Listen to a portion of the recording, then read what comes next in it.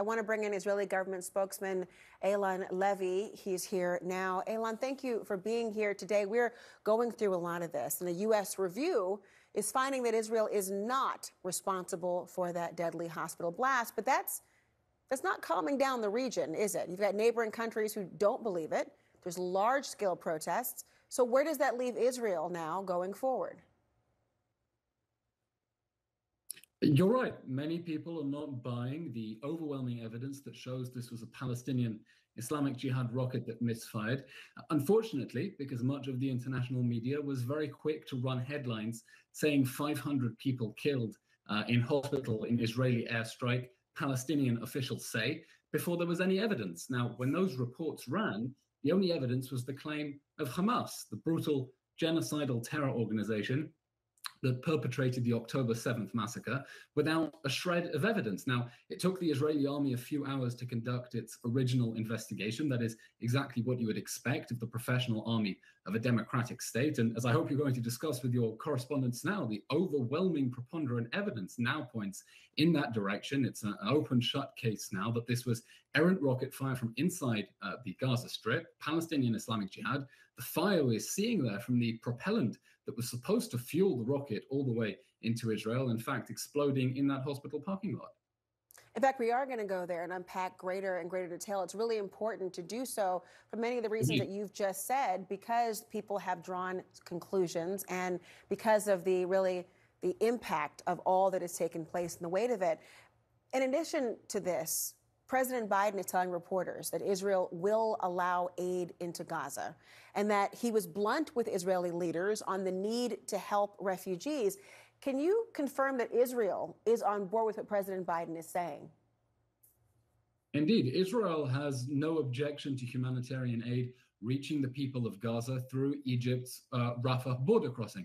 We have just one condition: that humanitarian aid not reach Hamas, the brutal, bloodthirsty terror organization that perpetrated the atrocities of the October 7th massacre. That is our right under international law to insist that humanitarian aid donated by the international community not reach the military machine that is currently conducting a war of aggression against us, just as Hamas a few days ago stole stocks from the United Nations, the UN, in fact, admitting in a tweet that Hamas had come and taken medicine and fuel away from UNRWA stocks, enough fuel to power Gaza's desalination plants for 6 days. That was stolen by Hamas from United Nations stockpiles. Now, as for the border crossings with Israel, our position is very clear. We will not allow our border crossings, the same border crossings that have been attacked, where people have been butchered, that are under fire from rockets, to be used to deliver trade and aid into the Gaza Strip, as long as our 200 hostages are inside the Gaza Strip. We have 200 people, from babies to elderly people, who are being held brutally hostage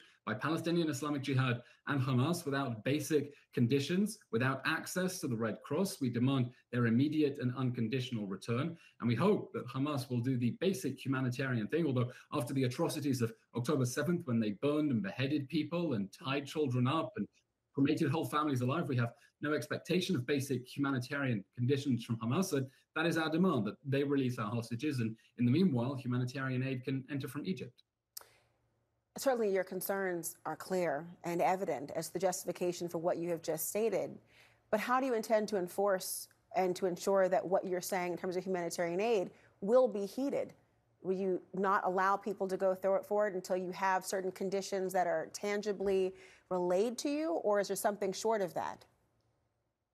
You ask excellent questions about how the international community is supposed to ensure that its taxpayer dollars not reach the bloodthirsty terrorists who perpetrated the October 7th massacre. You know, I remember after the 2014 war, Operation Protective Edge, there was a mechanism set up by the United Nations called the Gaza Reconstruction Mechanism. I was involved in working on it as a young soldier myself, and that was supposed to make sure that aid reached the people of Gaza to rebuild and not reach Hamas.